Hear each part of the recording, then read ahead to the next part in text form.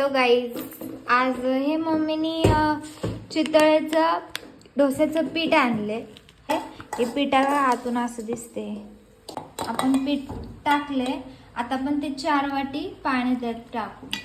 हे आहे ना बॅटर आहे ना आपण मिक्स केल्यानंतर आहे ना 5-10 मिनिटं ठेवायचं रेस्ट करायला. मी आता बटर टाकले बघा पॅन मध्ये. आपण डोस्याचं बॅटर टाकू.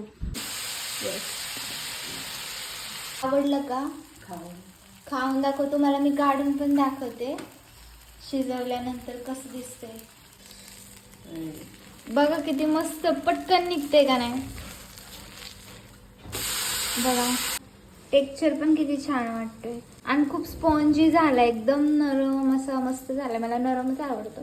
तर क्रिस्पी पण छान आहे. तुम्ही कराल तसे आहे, तुमच्यावर आहे. लाईक करा, शेअर करा, सबस्क्राईब करायला विसरू नका. करत